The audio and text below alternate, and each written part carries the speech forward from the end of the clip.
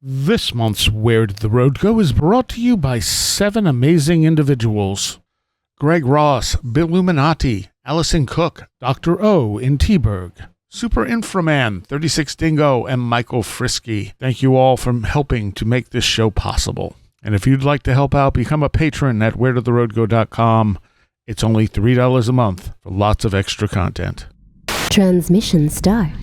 Welcome to Where Did the Road Go? Join us as we wander off the path and explore lost history, consciousness, the paranormal, unexplained mysteries, alternative thought, and much more.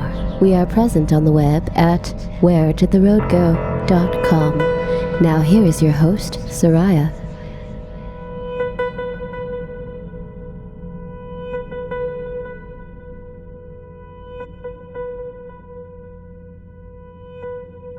Opinions expressed on Where Did the Road Go belong to the people speaking them, and that is all. I do want to give a particular warning about the following show. We'll be dealing with the topic of the Satanic Panic. This bleeds into numerous paranormal subjects and views of the paranormal, but primarily we'll be dealing with the history of it, how it came about, and what it is transformed into. And because of that, there are some strong opinions expressed. If you are sensitive to hearing differing opinions about religion or politics, this show might be one you want to skip. And although we are attempting to present this in a historical context, it's definitely going to ruffle some people's feathers.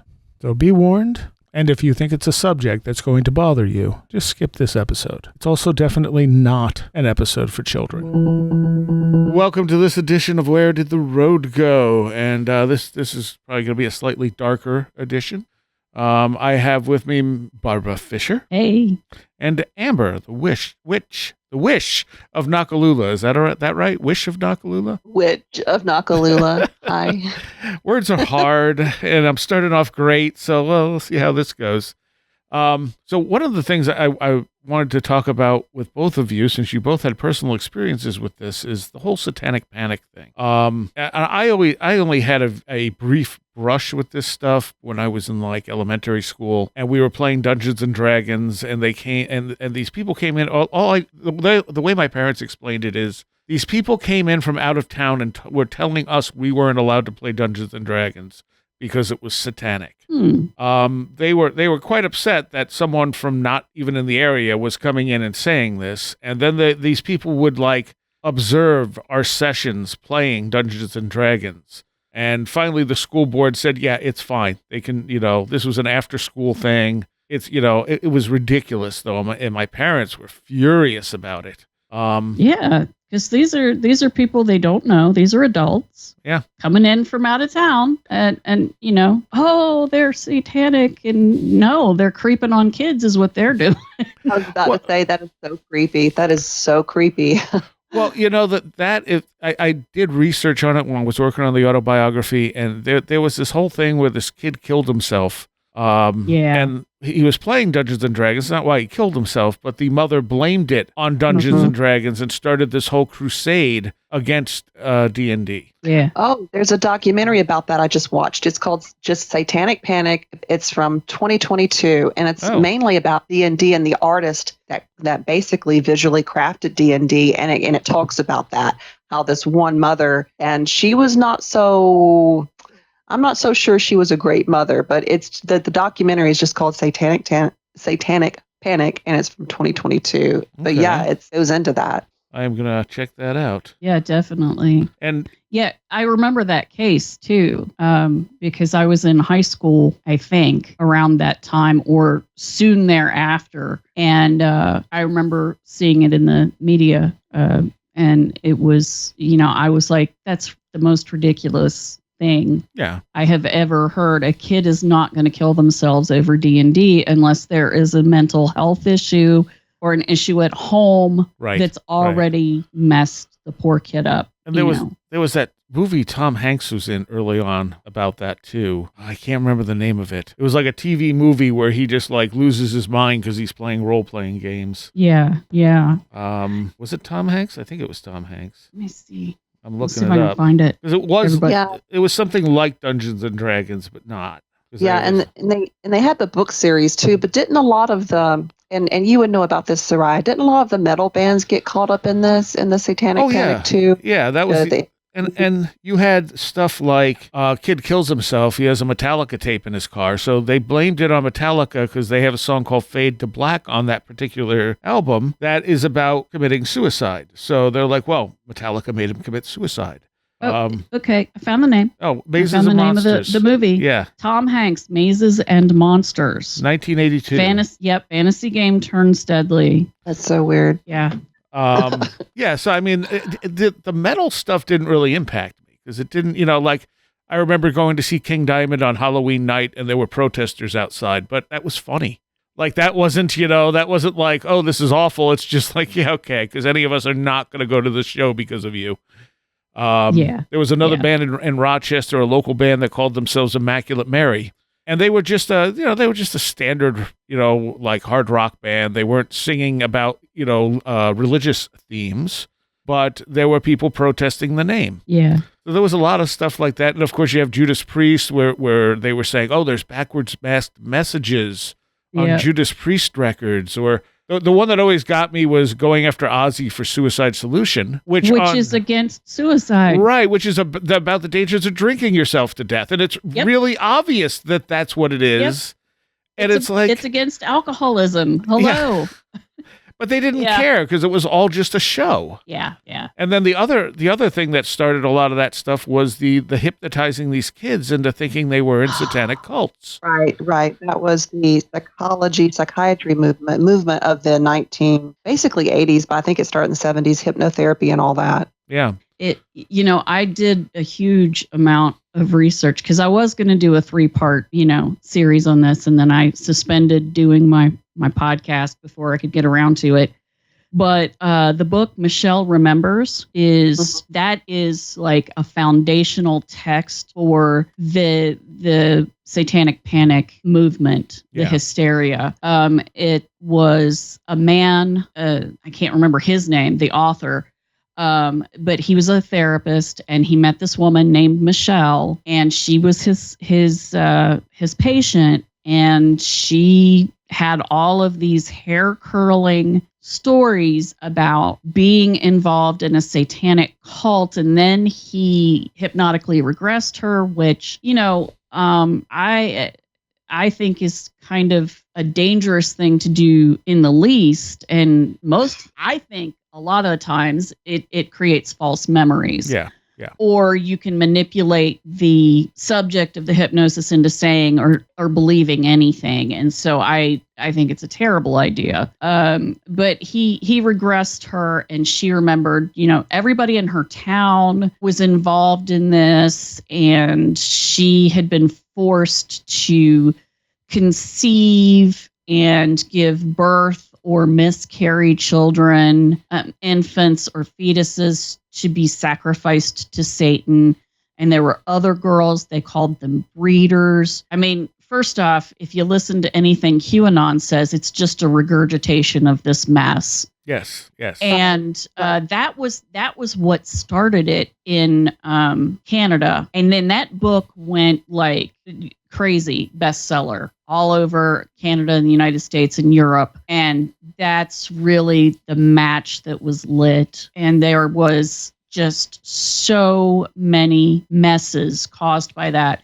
The McMartin preschool case where some adults went to jail for over 10 years for nothing. Didn't they only get out recently? Yes. They recently got out. And the children in that case, it really was one mother whose child had some this is going to sound a little gross, but he had a little bit of blood in his underwear. And instead of listening to her doctor, who said, well, I think he has a little bit of a constipation problem. And that's not abnormal. She just did not listen and assumed that he was being abused. And then she would ask him these leading questions, and the kid would just over and over. And then the social workers would ask him over and over.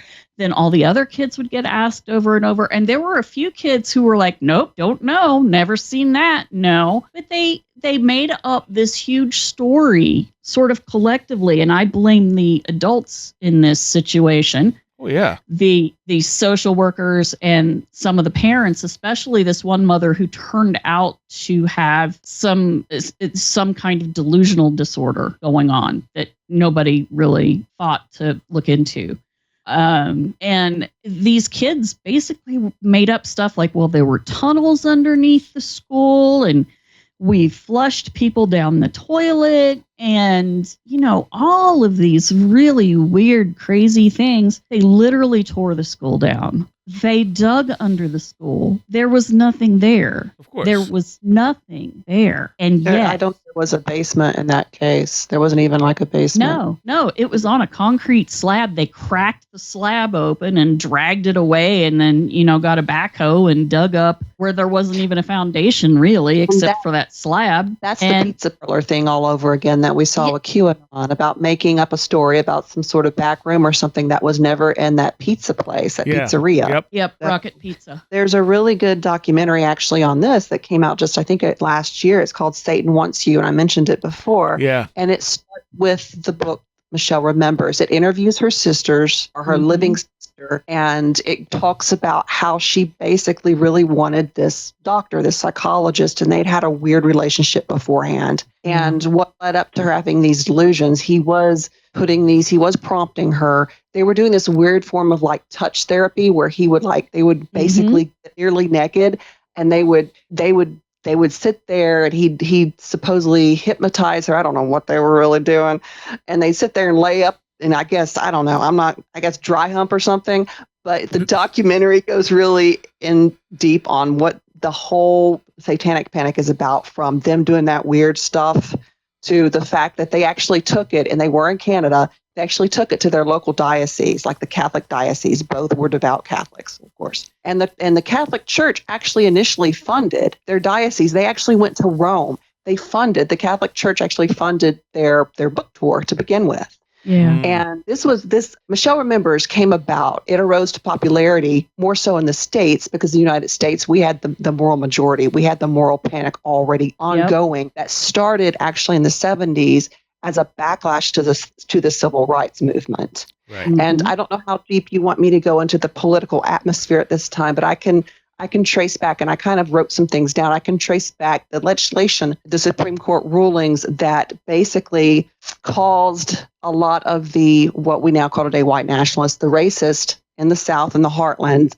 to basically rear up together and join forces. And because before this period, before the Nixon strategy, and before the 1980s, the Reaganomics, the moral majority, and all that, Protestants didn't really get along with Catholics, and then you had evangelical groups like splintering off. So Christians didn't get along, and they came together under a couple of issues. The Satanic Panic was crafted as part of that narrative, as part of the agenda, and that's what this documentary goes back and talks about. And it's interesting, if you watch this documentary with other documentaries about white nationalism today, such as, and these are two new ones that are on Tubi. One's called God and Country, and the other is called Bad Faith. It's about the rise of white nationalism, what happened 4 years ago on January 6th. You can see the ties going all the way back to the Satanic Panic and back to the Civil Rights era as a backlash against civil rights. And the reason that stands out so prevalent in my mind, the civil rights connection, is because I am from Alabama. I mean, Birmingham, where I lived for a number of years, is the home of civil rights. Yeah. Yep. So that was always brewing before it took off in the 1980s like wildfire. There was always this element of, it's satanic, because Star Trek was protested when it first aired here because Spock had those beautiful elfin ears. Oh, yeah. Yep. We can't have that. He looks like the devil. Yeah. And another source, if you're really interested, is Grey Faction on TST TV. The Satanic Temple has an offshoot organization. It's called Gray Faction, where today they are still prosecuting. They're still trying to uncover, investigate, and bring the prosecution a lot of these hypnotherapists, a lot of these psychologists and psychiatrists that are still practicing today, because this is still going on. And again, this is not news to me. It's very commonplace, because where am I? I'm in Alabama. I'm in a state where they still try to pray the gay out of people. And you have to be very careful here when you go and you get mental health help at all, no matter where it is, whether it's just like a life coach or a psychologist or what have you, because that's still here, that hypnotherapy, that regression stuff. There's a new thing called EDMR or whatever it's called, the rapid eye movement thing. Oh, yeah. You really do be careful. You have to be very, very careful. Put on your thinking cap, critical reasoning, because I don't think we ever made it out of it. I think the Satanic Panic was just an extension of the witch burnings. Yeah. Oh, yeah. True. I'm sure of it. It's interesting that you said that the Catholics and the Protestants didn't get along real well until, the 1980s or so, after the Civil Rights Movement and the evangelical movement started to simmer up to the surface, and then the whole moral majority started happening. And that's when you had conservative Catholics and Protestant evangelicals coming together to basically fight the war against gays and civil rights and feminism and everything. It really was about everything. I mean, I came up in the time of Anita Bryant running around and going on about gay people, and that was horrible.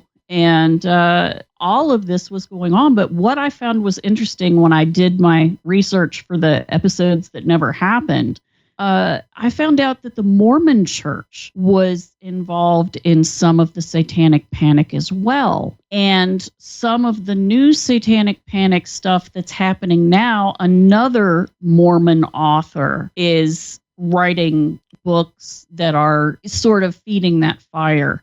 I had no idea that they were involved in it, but there was a young man who he did commit suicide, but he clearly had mental health issues, and his parents knew he had mental health issues. And this was in Utah, and they were Mormon, and they seemed like really nice people, honestly. But other Mormons decided that this kid was satanic, and they even after he died, they wouldn't leave him alone. They would mark up his gravesite, mess up his tombstone, and all of this stuff. And it's just really sad. And the woman who wrote the books, which of course is slipping my mind, she wholesale made this stuff up about him. Right. She got the diary from the boy's mother and then just made up stuff that she said was in the diary. And then the mother and father couldn't get her to, they'd already given her the rights to it. So they couldn't get the publishers to stop it, or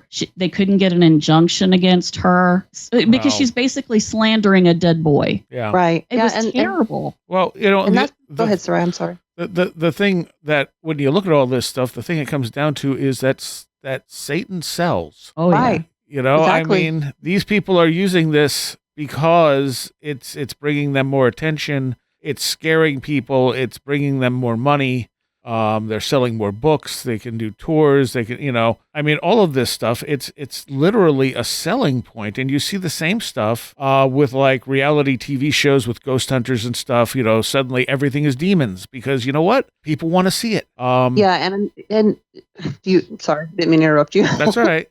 Oh, I was just going to say, and even with the whole metal thing in the 80s, they went after the big bands like Judas Priest and Ozzy and stuff, but they didn't go so much after the legitimate bands who were, like Venom and Merciful Fate, who were basically kids just trying to shock people with legitimately satanic, type songs because they weren't big enough. Yeah. Right. Okay, so I have names and titles for these books so that people can I want everybody to read everything. But so people can say that Barbara is not just popping this off the top of her head.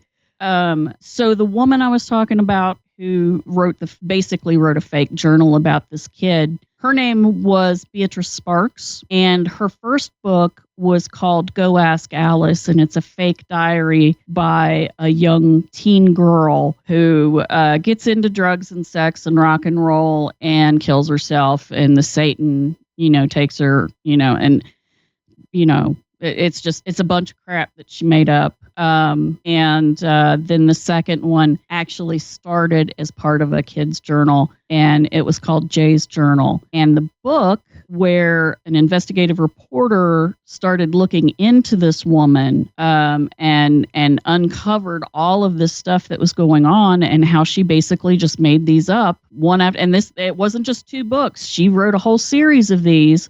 And they get more and more weird and sensationalist as time goes on, was by Rick Emerson. It's called Unmask Alice, LSD, Satanic Panic, and the Imposter Behind the World's Most Notorious Diaries. His name's Rick Emerson, and it's really, really worth reading that because it's fascinating. And just a few months ago, I read that there was another sort of similar thing happening among Mormons in Utah about, Satanism. So I think it's coming back around on the guitar. So yeah, I've been feeling that too. It seems that, and I need to preface this by saying anyone that says for the children, it's for the children, it's for the children, I've always been very, very cautious of those type of people because it seems like a lot of these fabrications are sold on the backs of kids and feeding parental fear about someone's going to abduct their child or someone wants to do something to their kid. So the excuse is, well, we're doing this for the children. We're scared for the children. And this sort of narrative started really around desegregation. Brown versus the Board of Education was 1954? And then we start hearing these things. This ruling was in regards to public schools because after public schools were desegregated, all these types of people that we've been talking about, whether they're Mormon or evangelical or Catholic, they ran into their own school systems. Like they ran back into their own groups, and evangelicals started their own schools. Catholics already had their schools. So Runyon versus McCrary in 1976 desegregated the private school system. And in 76, when basically SCOTUS, the Supreme Court, ruled that private schools can no longer be segregated, they cannot discriminate, is really when they doubled down. And that's when you see Nixon's Southern strategy take off. And that's what is going to wed the Catholics to the Protestants, because the Catholics were the first ones that started all this. I can say that and can critique Catholics as the day is long because they ruined my life, my childhood. So, then we see this whole confluence, this whole grouping of all these really little bitty nitpicky evangelical groups with the big conglomerates like the Catholics and the Mormons and the Presbyterians, the Mormons. Don't want to get those two things confused. And they start to rally against this for the children cry. But the thing is, it's based on racism. Well, they can't make their bigotry outright. They can't yet make the unspoken that they want to say. So what do they use as a platform? They start attacking reproductive rights. Yep. They actually used that as a Trojan horse, if you will. That was going to, because before then, Catholics were the only ones that had an issue with birth control and abortion and all this stuff, because it's not, of course, biblical, but it's in their little dogma, like St. Augustine. I don't want to call him a saint, but Augustine and Aquinas, Thomas Aquinas, they actually, and Aristotle as well, these men that are monsters basically believe that the human soul traveled through the male sperm, and therefore at the moment of conception, you had a literal human being, which we know is not scientific. I did not know that. It's not even biblical. Yeah, exactly. That's the part that, I mean, in the Old Testament, the soul does not come into being in the body of a human until the child is born and takes its first breath of air. Because that's That's how God animated and gave life to Adam. He breathed into him. Even beyond that, it's not at all scientific, and gosh. But still, that is one that right there was only a Catholic thing based on Thomas Aquinas and Aristotle and Augustine. I keep wanting to say Augustine like the lighthouse, but Augustine. So those were the three main. It was a whole train of thought in the early church fathers, but those were the three main players that if you're a philosophy major, you've read them, or if you went to Catholic school, and I was both. So but the Catholics, what they did, they saw an opportunity to get an in into American politics because they always had it in. They always had it in for the American government because our Constitution says separation of church and state. Right. Well, they were already pissed from the Protestant Reformation. And if you get a priest drunk, he'll confess all this to you. I know. I've been around numerous priests. I grew up in a very, very Catholic community, was educated in monasteries. Yes, the full deal. And the fact is that they saw that in. They saw if they could hook these dumb, ridiculous idiots into believing their stupidity, and it wasn't that hard. Before then, you didn't really see a lot of Protestants that thought about that issue as a political issue. It was a private issue. It was a personal issue. Right. And it was wasn't something that you made public. Like you didn't publicly talk about that stuff. Like Americans don't go around talking about sex anyway. It's not like we're European. So it was the Catholic that told it. And the interesting thing is, even with the QAnon stuff to the Satanic Panic, talking about fetuses and babies being born to these breeders and all the stuff that the book Michelle Remembers talks about is still very Catholic. And this goes back to the Catholic Church funding that book. So the moral majority and the Catholic Church, basically, long story short, through legislation and going state by state, joined forces. And I saw this 20 years ago when I was an undergrad and I changed my major to poli-sci because I wanted to go to law school. I said back then, and no one listened to me, they're going to stack the court. They did. And no one listened to me. Everyone, Amber Rowe can't go. I said, well, is it codified into law? Because it ain't. And, even professors and lawyers would argue with me. I'm like, it was possible. I, as an undergrad, could see what they were doing and how they were going to do it. But I also knew that it was about women going back into the kitchen or back into the bedroom and being a broodmare. It was about that, but it was also at the heart of it. This is where being born in Alabama comes in. I knew it was about racism. I knew it was some weird colonial type thing that went way back to Catholicism and the Crusades, where there's this idea of elitism. And in the American South, that translates to just racism, stark racism. And they did not like the desegregation of schools. They did not like the fact that we were going into a space age. They did not like modernity. They still don't like modernity. They're at war at Western civilization. And that's the heart of it. It's like if the Catholic Church cannot control it, they will burn it all down. They've done it before, and they're going to do it again. And every Protestant, every evangelical, every fundamentalist is a patsy. And it's completely hypocritical. It's completely willfully ignorant that they think they are the most patriotic people when they attacked our country. And these QAnon, they are, this is where I really get pissed, flying the Confederate flag. That is a battle flag. That's a flag of treason. And when I saw that flag go into our nation's capital on January 6th, 4 years ago, I wept. I cried. Girl, I was right there with you. I was infuriated. I did not grow up in the South. West Virginia isn't actually the South. It acts South now.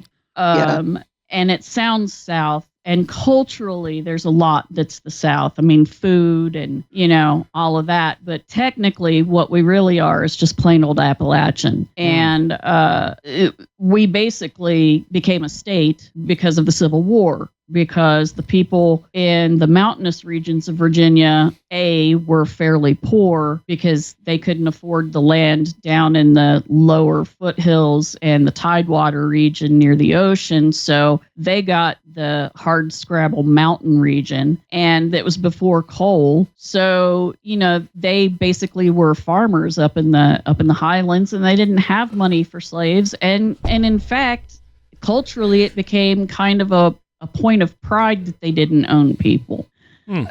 Because they thought, hey, that's not a thing that we should be doing. You had a lot of Scots-Irish poor people who just saw the owning of people as being kind of a thing that the English nobility did. And they didn't want to be like that. So they, lived up there. And when the Civil War started and John Brown, did his thing. The two states, the one state separated into two. And so every time I see the Confederate flag flying in West Virginia, it's where I grew up and was raised. I want to burn it down. I really don't like being violent particularly, but that just burns me up. And God, you can tell I'm starting to get the accent again. It does bring out the hillbilly in me, makes me mad. But what she's saying about all of this having to do, the satanic part is basically a way to scare people and get people involved, and it's really at a visceral level. Yes. It's one thing to say it's for the children are in danger. Yeah, logical people can see that. Logical people can go, oh yeah, well, we do have trafficking and we do have, kids getting kidnapped and there's murderers out there and it's terrible. But if you put Satan in the middle of all that, it just makes it it's like a drug. Yeah. Like people just suck that up and get all wrapped up in it. And you cannot get the brain to act logically after that. Well, in Western culture, Satan is such a epitome of evil that, people just have that visceral response to it. Oh, it's related to Satan. That's evil. And I think that's changing. With the younger generations, I don't see it as much. And of course, you get so much of this stuff in our culture and music and stuff where it's not presented as an evil thing. Right. So that changes it a little bit. I mean, growing up, my parents considered themselves Protestant. They didn't really practice anything. We never went to church or anything like that. My grandparents were very religious, but even they didn't force me to go to church or anything. And I would actually have religious conversations with my grandmother about this stuff because, I wanted to know how she thought about it. And she had lent me documentaries that were basically Satanic Panic documentaries. I still have them somewhere with these people going on about how Satan's this and Satan's that and Satan's going to get you. And then it's just like... And I'd watch them and just be like, this is amazing. I was a kid and I'm watching this. This is amazing. This is ridiculous. But yeah, if you have that button that you hear the word Satan and immediately you're like, oh, evil, bad. What did LaVey write in the Satanic Bible? Satan is the best friend the church ever had. Oh yeah. So my aunt and uncle were Catholic. I think my uncle was not directly related. So his family was Catholic when my mom's sister married in, she became Catholic. And my parents were like, oh, Catholics, and it's like... Yeah. But and I was always like, I didn't know that much about the differences between religions, but I'm like, isn't it all Christianity? Like, why are they wrong and you're right? And you don't even do anything.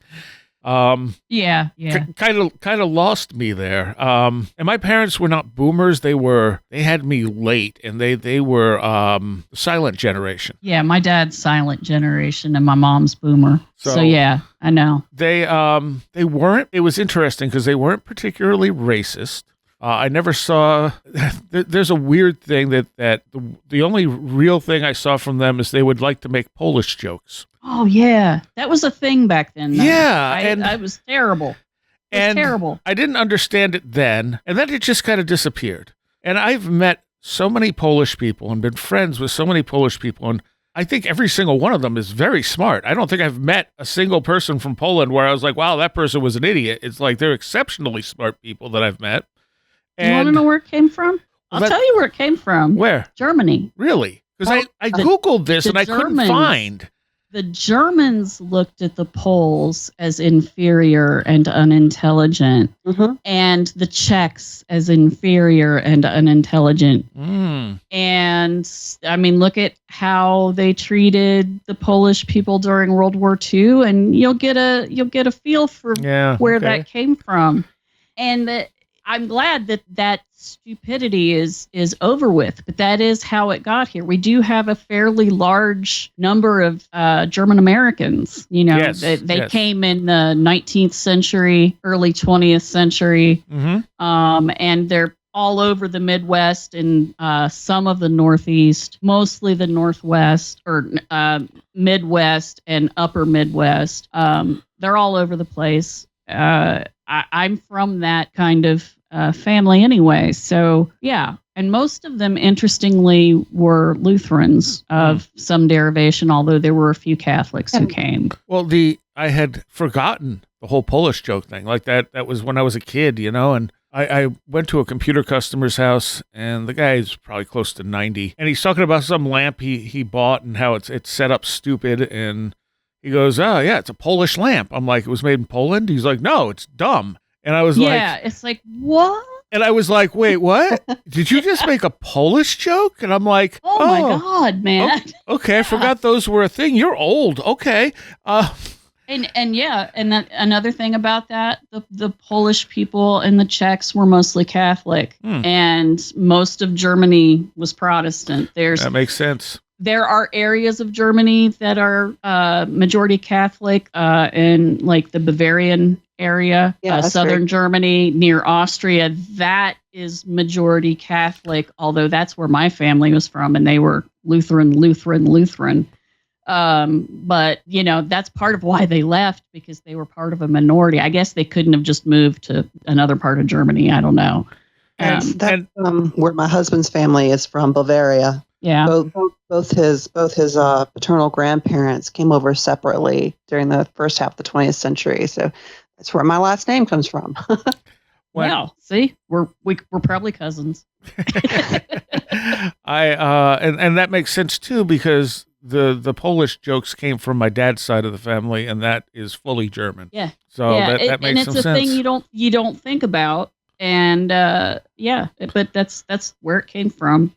And it's so weird to me now, because Polish people are pretty much completely integrated. But if you watched All in the Family, what did Archie call his son-in-law, Michael Stivic? He called him Polak.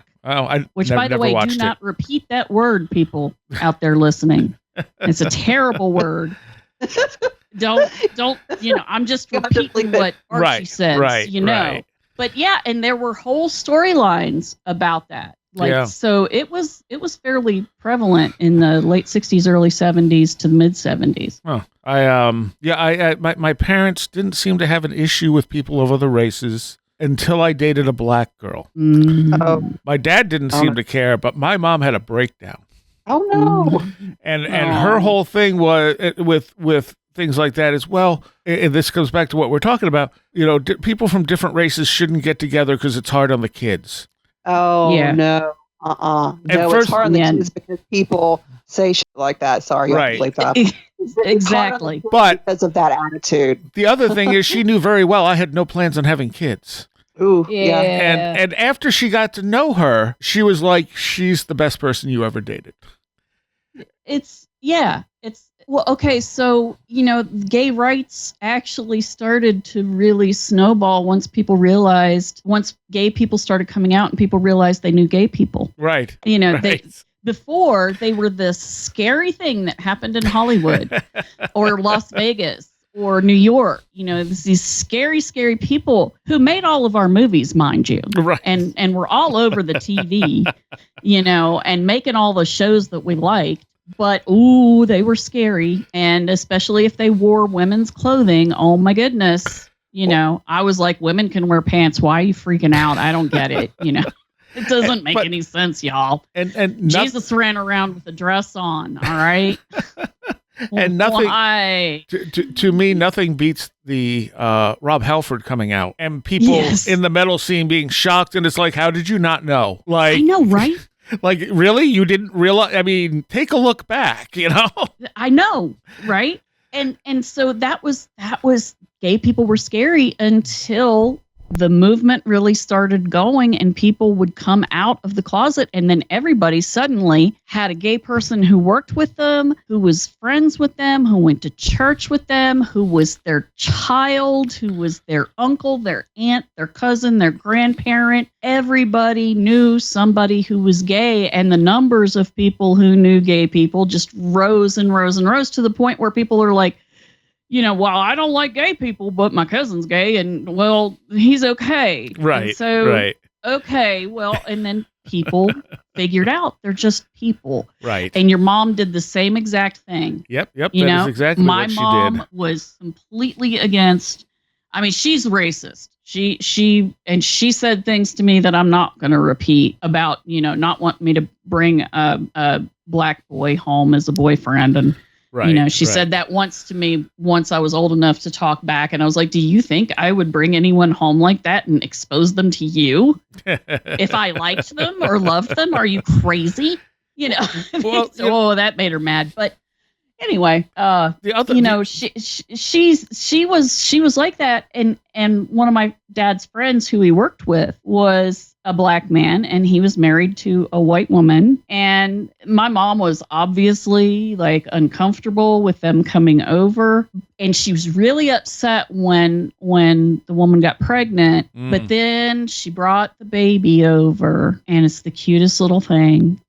Most beautiful little baby. And my mother is a sucker for an infant, and she loved that little girl, and she just thought, oh, it's so pretty. Look at that skin. It's so beautiful. And my mother is dark skinned. That's the other thing that's weird. I'm not. I look like a ghost, but she still is dark skinned, dark haired, dark eyed. But that baby, oh, she's so pretty, and the pretty little name, and And then as the kid grew up older, and then they had another kid, a little boy, she was like, I didn't like races mixing, but you know what? Those children are the most beautiful children. And I was like, see, Mom, genetics don't like to be all crushed in together. No, that's the thing. Diversity is healthy. Yeah, exactly. I'm like, you want genetics to be spread way far apart, and then you get better kids, And everybody is made better by, liking each other and caring about each other and not being weird. Yes. Mom. Yes. What was the other thing I was just going to say? I was just going to bring up about all this. Weirdly enough, my grandmother, who definitely was very bigoted, did not have a problem with my girlfriend. Actually liked her right off the bat. And I was like, good. Okay, cool. That went well. I expected not good things from this. But yeah, I would have these religious conversations with my grandmother. She was very strict. She was very, very religious, but she was totally willing to, she didn't try to force anything on me. Yeah. I think to humor her, I went to church once, and I think it is the only time I ever went to church. I was bored, and I told her I wasn't doing it again. But she would, talk to me about this stuff. She also gave me C.S. Lewis books, and those I actually liked. C.S. Lewis's philosophy on stuff was, I think, a little more respectable when I read it. Yeah. The guy was not arrogant. He was very much, he would say things like that stuck with me, like, true charity is not giving what you have extra, but giving more than you have. Yes. And it's like, oh, this stuff makes sense. I like what he says. Yeah. Yeah. So I still have those somewhere. But I read that whole series of books she gave me, including the Screw Tape. That's a great book. Letters. Yeah. Yeah. Speaking of Satan. But yeah, the Satan thing is such a propaganda tool. And the other thing, so this was something I think I talked about in the show I had Rojan on. I had been going through a lot of the letters that I used to write to people pre-internet all over the world. Some tape trading, some talking about paranormal stuff. And there was this girl in England who was writing me who literally said she was in a satanic cult. And she was going to all these she went to some big satanic conference in Toronto and was telling me all this stuff about it, and I looked it up, and I couldn't find anything about this ever happening. Right. And I looked up a bunch of the stuff that she told me that I should have been able to find, and none of it seemed to exist. So I'm just like, were you lying? Were you making this stuff up? Were you, I don't understand. Like, half the letters she wrote me, oh, so-and-so was using a Ouija board. My cousin was using a Ouija board, and she shouldn't have done that. And then she died because a spirit threw a toaster into her head. And then she'd just continue on with the letter. And I'm just like, this is bizarre, you know? And I'm like, I don't know. At the time, I didn't know what to make of it. I still don't totally know what to make of it. Like, I'm reading these now going, what was this? Yeah, that is did she actually believe it? Right. Was she delusional? Was did she have dissociative identity disorder? Did she, what was happening in her mind? Was she essentially cosplaying? Was she imagining and making stuff up, and you were safe because you weren't there in England with her? So she could make up stories and make her life more fascinating. Right. I mean, there's so many questions, that come up with that, and there's no way to know, of course. And I was not. This was from early '90s. There was no way for me to track her down because she has a very common name, very, very standard English name that would Jane Doe-ish type of name. Where I'm like, yeah, there's no way I can find her. She's just lost to time. So. I don't know.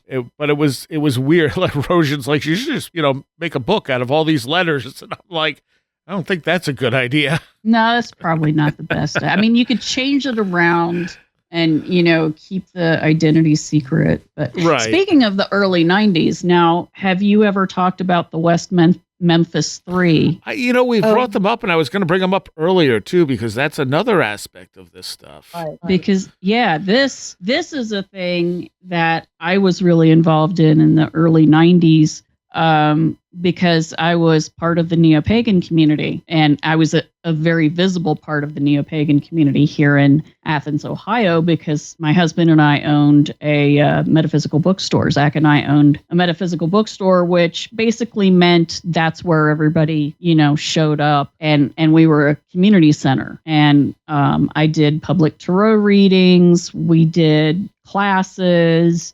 We had a discussion group every week. And then I started doing community outreach. And then I got involved in a series of interfaith dialogues. And this was fun. Zach was like, I'm not doing any of that. I am not going to go into, the university to a conference room and sit down with a bunch of people from various religions and talk. You do that. You're better at that. I will not know. And he said, because, the Christians hated me before I became a witch because I was Jewish. So I'm not going to play that game with them. I'm just not going to go there. So I went, and he always sat me next to the Catholic man who was a catechism instructor. And he just looked at me like I smelled bad, and I just smiled sweetly at him because he thought I was completely and utterly ignorant of the Bible and of the catechism, which no, I was not raised Catholic. If I had been, he probably would have been even more confused and dismayed, because then I could have, I have read Aquinas and I have read Augustine and lots of other stuff, but I wasn't, it's different when you're raised with it. It's like part of your blood and bone, because it's just so, it. Yeah. You know it so well that he could tell I'd studied it, not lived it. And also Catholicism is all about guilt. And I know people who are ex-Catholics who still, that's just born into them, that sense of guilt. Yeah. May I speak to that for a moment? Sure. That guilt. Okay. So guilt and shame is something that starts out very early on in a Catholic household. And I think today a proper way to reference it, I'm sure you've heard the psychological term emotional incest. Mm-hmm. It's basically a type of emotional incest, is when you shame or you guilt children into this sense of it's a complete and total imprinting on the psyche and the unconscious and the subconscious. So that's why there's a lot of ex-Catholics that still have a lot of issues, that are highly educated, mm-hmm. totally atheistic. It may be over all the issues they have with Catholicism. They may have gone through therapy, or they may maybe it didn't stick with them. But and they can be gone from Catholicism for years, for decades, and still it will crop up. And it will come up in very, very, very personal settings and very, very personal ways. It will come up in your body through medical issues. Mm-hmm. And a lot of times it actually, and I've talked about this with my friends who are actually in the mental health field, and they are good practitioners. They actually are good doctors and whatnot, therapists. But I've talked to my friends who are educated and have masters in counseling and all this stuff about this. When they encounter clients that have these issues, it almost crops up as though it's a form of sexual abuse, the way it comes out of the body, because it's been so imprinted upon you. And again, that's why it's so easy a lot of times to do this, quote, regression on people. And then they're just bringing this yuck out of their subconscious and their unconscious. And what it does, it really, because it's this weird crap that they shouldn't be putting on children, but they are. Yeah. If there's ever been any child abusers, it's them. It's them. Well, it's I mean, that's documented in our communities. I mean, that's documented. Priests, molesting children. Yeah, are a fact. We don't even get to that. Right. And yet the Satanic Panic is look what they're doing to our kids. It's like, no, it's literally the people who are accusing other people of doing this stuff that are doing it. It is projection. It has all projection. That is hardcore projection. Yes. And you have the people who live with the shame and guilt.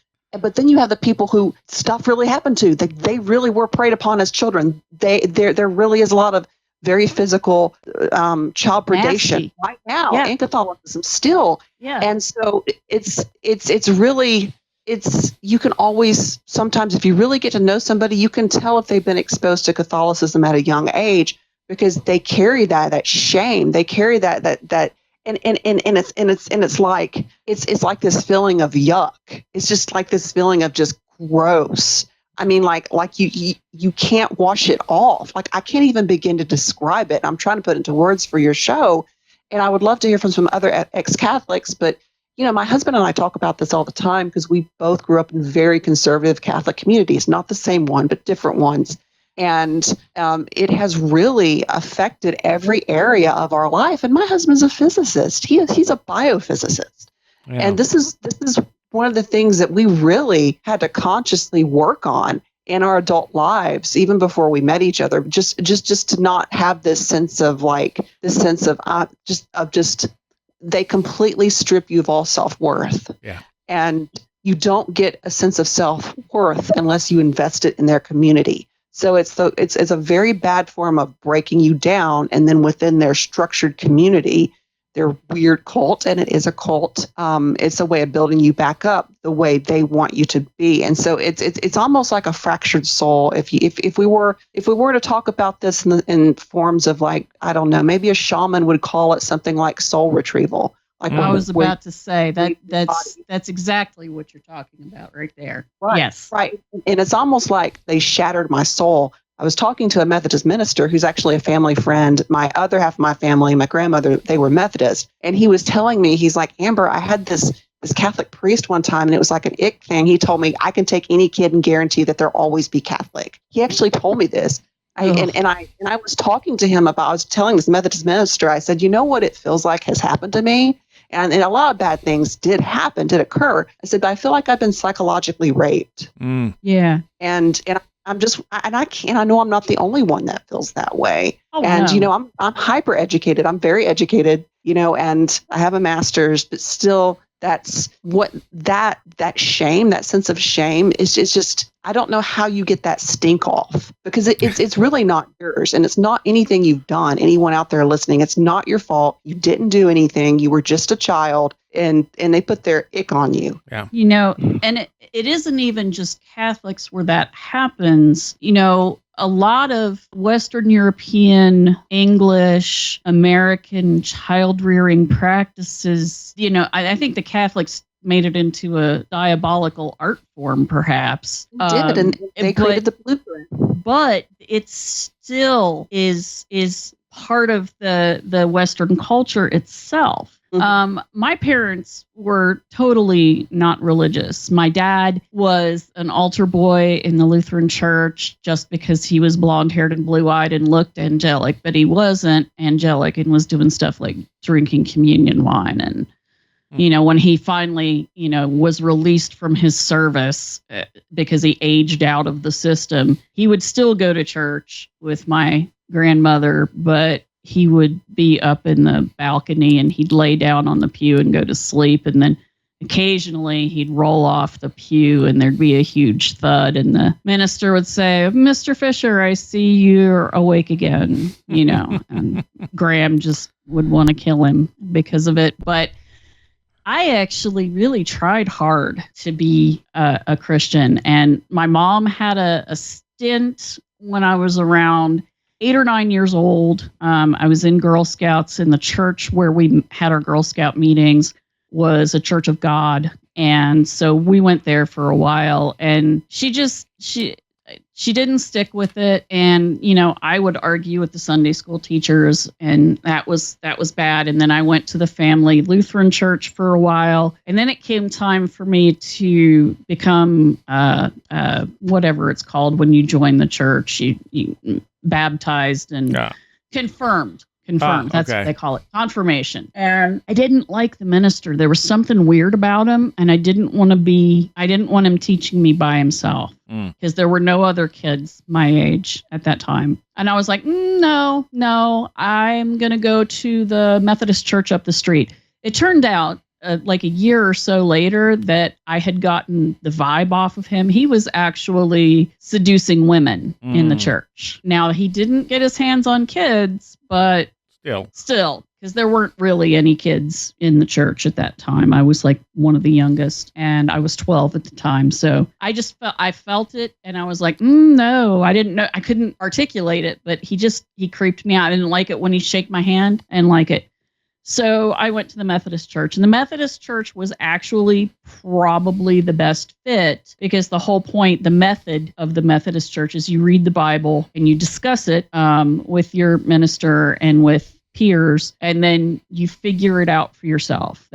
You still go to church and you still, listen to the sermons, but it's much more of this is what we're about. Now, then some of the Methodist churches are way more conservative than that and are really weird. But a lot of them, this one that I went to was much less conservative than that. And I really liked learning all of the stuff that I was learning, but I realized pretty early on that I probably couldn't really be a Christian because of the whole, this is the only path to God. And I was like, I can't believe that that's the case. I can't. That's true of every religion though, too. Yeah. It just doesn't make sense. I always go back to Crowley saying that God is a mountain and religion is different people naming different paths to the top and, from different directions and etc. But they're all the same mountain. Yeah. And that to me makes sense. And I mean, because there are some people who are truly going to fit that Christian model. I know. Oh yeah, there are. I know a lot of people now that I'm friends with who are Christians who are not denominational. Yeah. And that's I think something that I've seen more and more over the last 10, 15 years. So they consider themselves Christians. They believe in Christianity, but they're not necessarily dogmatic about it. Yeah, that's yeah. And I know a lot of those same people, and then they're the ones who are weird. And I went to church. The last church I went to was an evangelical church. I went because I wanted to see the Holy Spirit. They did the speaking in the tongues and all of that. I was very sad that once I started going, that the tongues speaking stopped. Maybe I brought Satan in and messed it all up. I don't know. I don't know, but. Those people. I was always getting into trouble there. I couldn't. But the West Memphis Three, as I was saying, we got to take a quick break actually, and then we'll come back and we'll talk about them. Talk about the West Memphis Three when we come back. Okay, cool. All right, quick mid-show break before we change gears on the main show. First of all, contact info, wheretheroadgo.com has everything. We are now also broadcasting through Acast. If you want to subscribe there.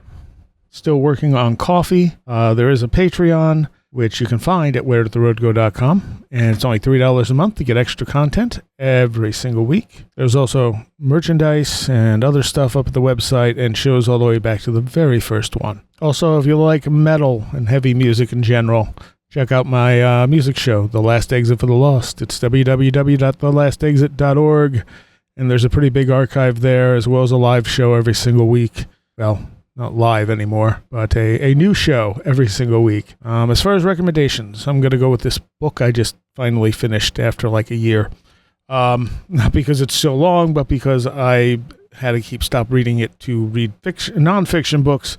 It's a fiction book called The Chronoliths, and that's Chronoliths by Robert Charles Wilson. And this was surprisingly good. It involves time travel, but kind of in a weird way. These giant monolith-like structures start showing up in various areas of the Earth, sent backwards in time from a future warlord. And so there's a lot of interesting paradoxes and stuff going on in this book. It's very well written. It's a very enjoyable book. So I'm definitely going to use that for my recommendation this week. The Chronoliths by Robert Charles Wilson. I don't want to say too much about it. It's kind of neat. It's a really interesting idea. And also, it brings up the idea of retrocausality as well. So, came out in 2001. All right, now back to the show. All right, I'm here with Barbara Fisher and Amber, the Witch of Noccalula, and we were about to talk about the West Memphis Three and how the Satanic Panic sort of filtered into there too. I realized I have another personal story, but I'll get to that after this. Go ahead, Barbara. Well, so when I was, doing these interfaith dialogues, first off, the Catholic guy, we ended up being able to talk to each other once he realized that I actually knew the Holy Bible and knew the history of the church and Christianity and everything, and wasn't a complete and utter unschooled heathen. I mean, I was heathenish, but I wasn't unschooled.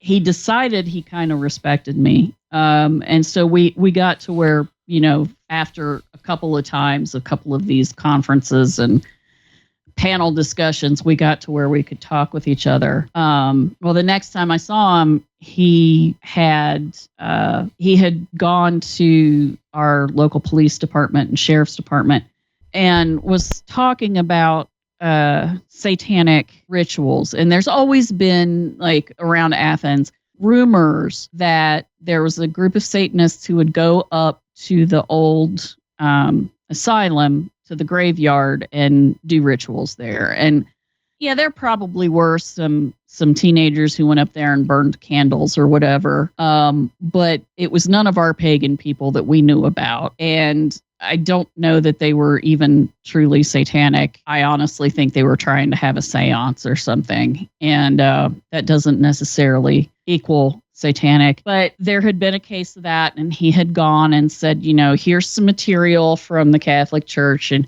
well, I decided to bring some material about neo-paganism to the sheriffs and the police department, and have a little discussion with them about, what equals something that's actually harmful and what is people just looking at something and imagining things, or blaming a Wiccan for being a Satanist and talking about sacrifices and crap. Right. And it was around that time that the case of the West Memphis Three happened. And that's part of why the police department here wanted various religious leaders to come in and talk with them about these things. And so the case was, in case the listeners don't know, some boys went missing, and it was little boys, and they turned up murdered. Right. And I'm not going to describe all of it, but essentially there are 3 documentaries called Paradise Lost, I think. Yes, it's a 3-part documentary. It's a really good film series. Yes. But the people who were arrested for it were arrested simply because they listened to heavy metal music, had black clothes on all the time, and had the rumored belief system of Satanism. Actually, they were Wiccan and neo-pagan. Right. And the three young men were Damien Eccles, Jesse Miskelly Jr., and Jason Baldwin. And the latter two ended up being sentenced to life in prison. And Damien was, and of course he had to have the name Damien because, it's like that poor kid, you know, and these really were kids. These were teenagers. They weren't that much younger than me. I was in my 20s at the time. You know, he was sentenced to death. Yeah. And it was horrible. This was when I say West Memphis, it was Arkansas, not Tennessee. So if you try to look something up, don't look Memphis, Tennessee. No. Basically it was a kangaroo court. Yeah. The stuff that quote unquote evidence that was given, they had no substantial evidence physically that linked the three to the killing of the children at all. Nothing. One thing that I will say, one of the kids had been bitten on the shoulder, and they took casts of the three defendants' teeth, and it didn't match any of those teeth. But interestingly, one of the children's stepfathers had all of his teeth pulled. That's right. Yeah, I was furious with this, and so I was part of the letter writing campaign, and I sent money for their defense. All of this stuff, I talked about them, you know, in various places. I wrote articles, I wrote letters. You know, this affected all of the neo-pagan communities across the country because suddenly everyone was looking at us like, you're just like those guys in Arkansas. Right. Those filthy guys who killed those kids, who, you know, tortured them and killed them. And, you know, so I got educated real quick on what was going on and really got involved in it because I felt very strongly about it because I knew that it was going to be used against all of us. And these were just three dumb kids who then just got pretty much pressured into admitting to doing things that they didn't do. Yeah. There was more evidence they didn't do it than they did do it, and they ended up in jail. Now, are they all out? Yes. Yeah. Yes. They all had to sign, what are they called? When you basically say, well, yeah, we were convicted, kind of, but yeah, we're being pardoned. But it's kind of an admission of guilt, but not really. Yeah. But the kid who confessed, is one of them confessed, and then the other one confessed. I don't think Damien ever confessed. No, I don't think so. Damien didn't. He's now a very prolific occult writer on Yeah, he's really interesting. You should probably see if you can have him on the show because he's really an interesting person. He's really fascinating. And he's the most intelligent of the three of them. I'm not saying that, you know, the other ones were dumb or anything, but one of them did have learning disabilities. And the police basically interrogated them separately and coerced at least the two less intelligent ones into confessing. Yeah. And it was clear that that's what happened. It's clear that the jury was predisposed against them. It's clear that their defense lawyer was an idiot. They couldn't afford real defense lawyers. I contributed to lawyers for the appeals because they needed it because the state really did want to put them all three to death, and that was just foul. Okay, so here's a question for both of you, because this is also something that tends to be very popular, especially in horror fiction and stuff. But what are your thoughts on things like demon possession and exorcism? I'll let you go first. Well, okay, all right. So I'm not saying it doesn't happen, but I do think that what is often called demon possession in unlearned circles is probably something like dissociative identity disorder. Yeah. And no, I'm not a psychologist or a psychiatrist. I cannot diagnose people, but I can read the DSM-5 and use my brain and read various other literature and go, yeah, it's more likely that that's what's going on. Not every time, not all the time, but I do think that is a possibility. Mm-hmm. Also, I do not think, okay, so if somebody ever asked me, and I've been asked this many times, if I thought Satan existed, I said, well, if he didn't, humans made him up. Yes. And even if he does, humans probably made him up. Because I don't think that Satan is that much of anything but a fall guy for people to point at and say, it wasn't my fault. Yep. I was possessed, or the devil told me to do it, or, whatever, something like that. I think that it's a convenient way to get out of jail free, or get out of sin free. And one of the things that I did in some of my explorations of going to different churches as a young person, I went to some revivals, and boy, let me tell you, I saw lots of people who were supposedly possessed by demons and who confessed to listening to the devil, and they'd go and get saved, and baptized in a creek or whatever, and then next week they were beating up their kids again. Right. So I'm skeptical. Well, I mean that's the whole basis that LaVey founded the Church of Satan on, is that as a crime scene photographer, he'd see these Catholics and stuff go out and do these hideous things and then go to church and get forgiven. And he's like, well, if that's what that's about, then I want the other side.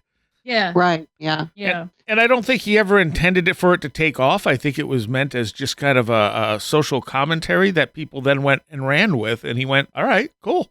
It was a social club at the beginning. Yeah.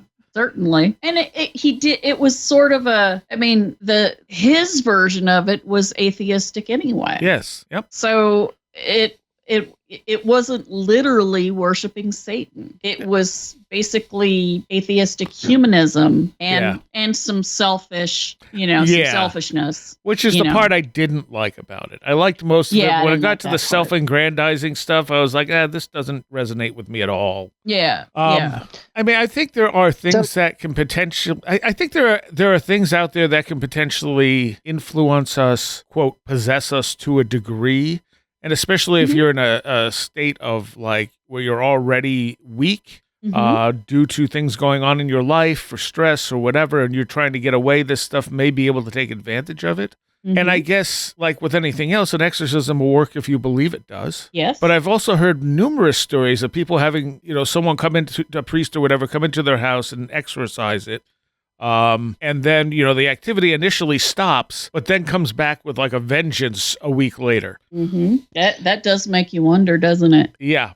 So what was the full question? The demon possession? Demon possession, exorcism, things like that. Okay. Do I believe in it? No. Okay. Do I think it happens? I think it's mental illness, and Barbara already covered that. Yeah. I think that, as the one who's actually a Satanist here, I think that a lot of what we don't know is the fill in the gaps, like telekinesis and all this stuff. When you talk about things moving and poltergeist activity, I'm not gonna put that off on the supernatural. I'm just not. I mean, we're learning more and more about neuroscience, about neurobiology each decade. And, we sent the Webb telescope up into outer space.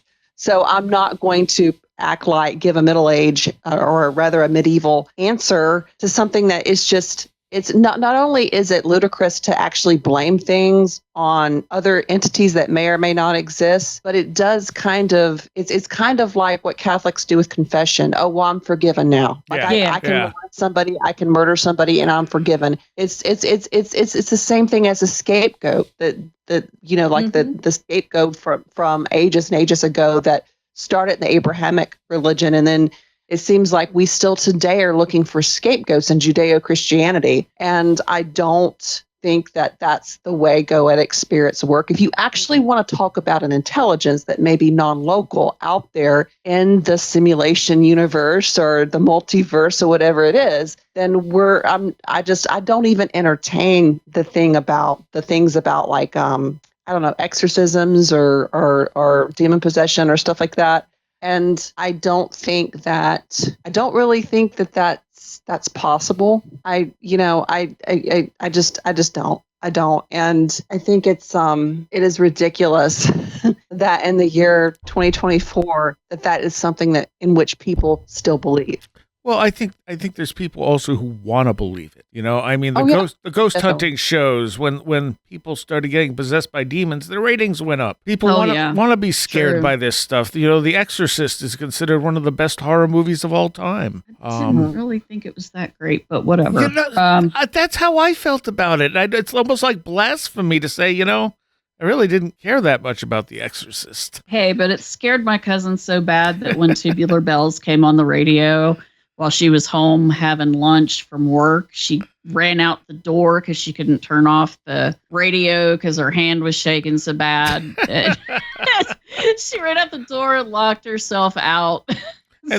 But then you also got all this, like, the Conjuring stuff where they've turned these real cases into things that were demonic and create this whole and people are like, oh no, those are true stories. It's like nothing in there is true except for some of the names and places. And the Warrens were instrumental in bringing the whole demon thing to the forefront. And they were charlatans and cons. And these are. And the thing that angers me so much is that it comes back and hurts people like us. And, you know, this is why I'm always going to go down on the side of science and the side of atheism, because atheist is just a negation. It's someone who is not a theist. It's lacking or without. That's what the prefix means. And I have no theism. I have no monotheism.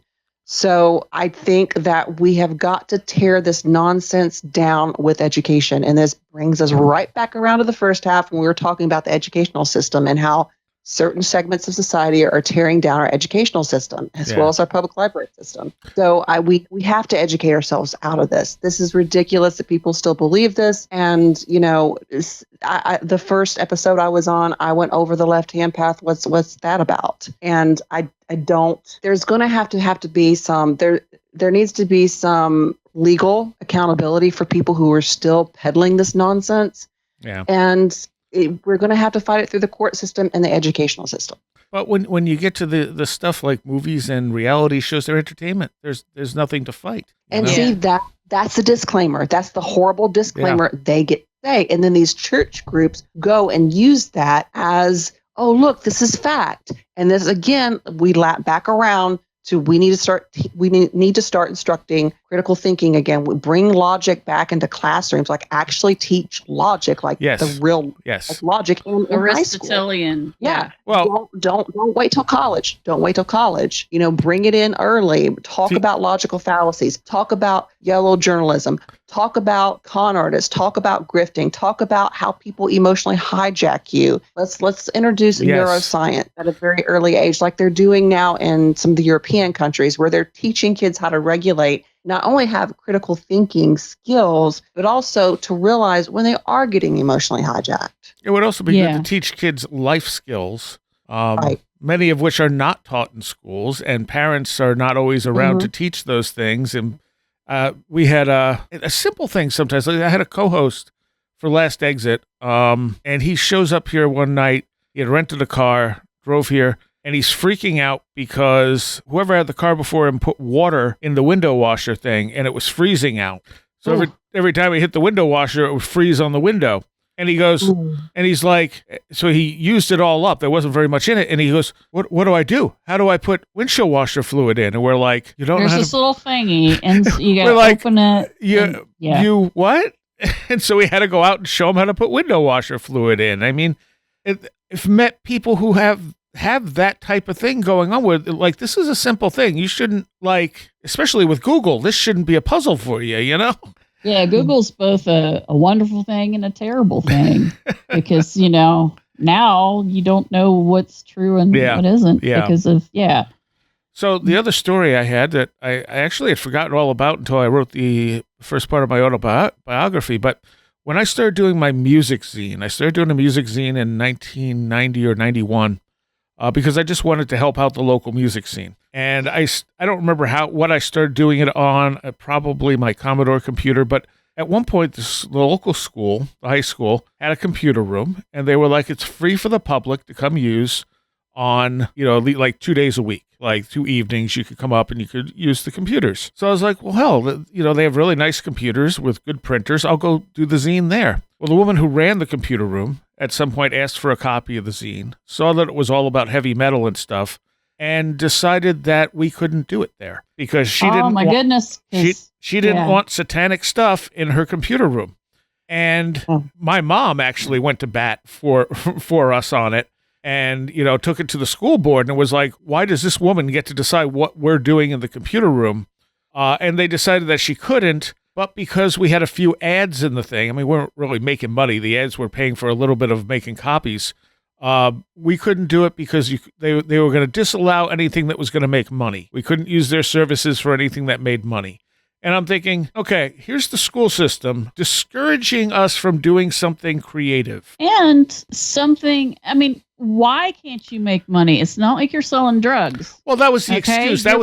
You're being an entrepreneur. Right, but that Lots of high schools have business clubs. Right, but that was the way they got around it. The way they got around saying you can't do this because we don't like the content was to say you can't do this because it makes money. Yeah, well, see, that could have been argued around too, because, do you have a business club? Well, what do they do? Right. Well, we weren't students at the time, though. Yeah, but still, I can see how they kind of got around it, but it could still be argued. And it just wasn't worth it. That kind of argument is just, it's bull crap. Yeah. Oh, totally. You can feel it, and geez. But yeah, that was I never had good experiences with that school. Really, I met some cool people, but I mean, I had issues because of my Kundalini and stuff, and they didn't have class. They taught everyone at the same speed, and I had been in gifted and talented programs, so I was ahead of everyone, but I also started school younger than most people. So they didn't want to put me ahead in classes because they were like, well, he's already like the youngest one in the class. And that really ended up messing me up because I never knew when I was going to have a Kundalini experience, which was mostly just a lot of pain at the time. And I didn't know what it was. But I could go in and ace.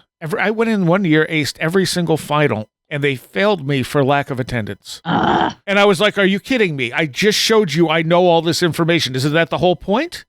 But yeah, the Kundalini definitely made things difficult when I didn't know when it was going to happen and, no one believed me. Yeah. So the Satanic Panic thing overall, it didn't really stop at any point. You're right. It kind of went from the witch trials and just kept changing form. I mean, you saw a little of it with the Columbine stuff where instead of, maybe these people should have been paying more attention to these kids, it's like, it's video games and Marilyn Manson. And they wore black clothes. Yes, yeah. I mean, so to Benedictine monks, thank you. Yeah, exactly. And I Jesuits. really think, and going back to where did this all start? Okay, where did this all start? I really think it started when Constantine declared Roman Catholicism, when he actually made Christianity the state religion of Rome. And when was that? Yeah. Was it 324 AD? Yeah. So I think that right there is when this started, because that's when you see, like I talked about in the first episode I was on, you saw these so-called desert fathers, which were basically rabid bands of young, angry men. Today we call them incels, running around the ancient world and basically under the authority of Rome at this point. This also really starts the anti-Semitism. This also is where we really start to see a lot of persecution of Jewish people. And they were there in Alexandria, persecuted at the same time that Hypatia was dragged from the library and tortured and murdered by a mob, and they burnt the Library of Alexandria. So this really, the inception of Catholicism is the root of a lot of what we're talking about. And I know that for a fact because not only am I a scholar in this and have the degrees to know it, but I also was raised in it. And if there's anyone that gets to call it the Catholic Church, it is me. It is me. Well, we're out of time. We're going to continue this in a Patreon because I also want you to talk about the experience, one of your experiences that we were talking about earlier, which led to other stuff. But where can people? Well, let's start with Barbara. Your podcast is currently on hiatus, but all the episodes are up. All the episodes are up, and I'm going to suggest one because Amber over here talked about it, touched on it. It's episode 142, The Medieval Roots of Anti-Semitism.